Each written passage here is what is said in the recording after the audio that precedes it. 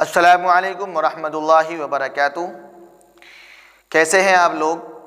امید ہے آپ تمام حضرات خیر و عافیت سے ہوں گے، اور جو حضرات خیر و عافیت سے نہیں ہیں یا کسی بیماری میں مبتلا ہیں یا کسی پریشانی میں مبتلا ہیں، تو میری اللہ سے دعا ہے کہ اللہ تعالیٰ آپ کی تمام پریشانیوں کو جلد از جلد دور فرمائے، اور بیماریوں سے اللہ تبارک و تعالیٰ آپ لوگوں کو چھٹکارا عطا فرمائے۔ آج ہم جو بات کرنے والے ہیں وہ بڑے اہم مسائل پر بات کرنے والے ہیں، اور چونکہ مسائل تو تمام کے تمام اہم ہی ہوتے ہیں، دین کا کوئی بھی مسئلہ، کوئی بھی بات وہ بڑی اہم ہوتی ہے، بشرطے کہ ہم اس کو قدر کے ساتھ، محبت کے ساتھ اور دلچسپی کے ساتھ اس کو سنیں اور مانیں۔ چونکہ بہت سارے مسائل جو عام طور پر ایسے ہوتے ہیں کہ ہم ان کو معلوم کرنے کی کوشش نہیں کرتے، اور وہ معلوم بھی نہیں ہوتے۔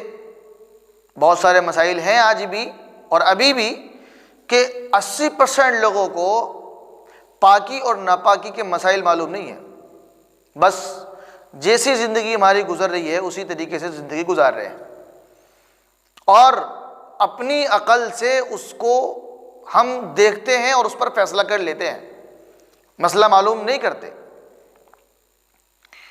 بعض لوگ تو شرم کی بنیاد پر مسئلہ معلوم نہیں کرتے کہ بھئی کیا مسئلہ معلوم کریں، تھوڑی اس میں شرم آئے گی، کسی مولانا کے پاس جائیں گے تو وہ کیا کہیں گے کہ اتنے بڑے ہو گئے، اتنی عمر ہو گئی، آپ کو ان مسئلہ کا اور ان مسائلوں کا معلوم ہی نہیں ہے۔ تو ایسا نہیں ہے، مسائل کو ہم کبھی بھی کسی بھی وقت کسی سے بھی معلوم کر سکتے ہیں، چونکہ دین کی چھوٹی سے چھوٹی بات، بڑی سے بڑی بات کو ہم کسی سے بھی معلوم کر سکتے ہیں۔ مثلاً بشرطے کہ معلوم جس سے کیا جائے وہ علم کو جاننے والا ہو، عالم ہو، ایسا نہ ہو کہ خواہ مخواہ کسی سے بھی ہم نے مسئلہ معلوم کر لیا اور کسی نے جیسا بتا دیا اس پر فوراً عمل کر لیا، ایسا نہیں ہونا چاہیے۔ ہم مسائل کے جاننے والے سے ہی مسئلہ معلوم کریں۔ مسئلہ کیا ہے جس کو ہم اب بیان کرنے جا رہے ہیں؟ مسئلہ یہ ہے کہ مرد حضرات کے لیے استبراء کرنا ضروری ہے۔ استبراء، اب استبراء کسے کہتے ہیں؟ اب استبراء کو اس طرح سمجھیں کہ استبراء اسے کہتے ہیں کہ پیشاب کے بعد جو قطرات وغیرہ آتے ہیں، جو قطرے آتے ہیں، ان سے مکمل چھٹکارا حاصل کرنے کو استبراء کہتے ہیں۔ اور یہ مسئلہ اور یہ چیز کم سے کم اکثریت لوگوں کے ساتھ اور اکثریت کے ساتھ یہ پیش آتی ہے کہ پیشاب کیا اور پیشاب کرنے کے بعد وہ کچھ قطرے وغیرہ آتے ہیں۔ کسی کو چلنے کی وجہ سے قطرہ آ جاتا ہے، اور کسی کو بیٹھنے کی وجہ سے قطرہ آتا ہے، کسی کو زور لگانے کی وجہ سے قطرہ آ جاتا ہے، یا کسی کو کھانسنے کی وجہ سے قطرہ آ جاتا ہے۔ تو انہی قطروں سے چھٹکارا حاصل کرنے کا نام استبراء ہے۔ اب چھٹکارا کس طرح حاصل کرنا ہے؟ اب ان قطرات سے چھٹکارا حاصل اس طرح کرنا ہے کہ پیشاب کرنے کے بعد تھوڑی دیر ہمیں ٹھہرنا ہے۔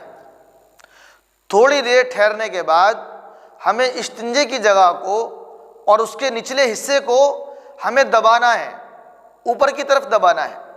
دبانے کے بعد جو قطرے وغیرہ ہوتے ہیں وہ باہر نکل جاتے ہیں۔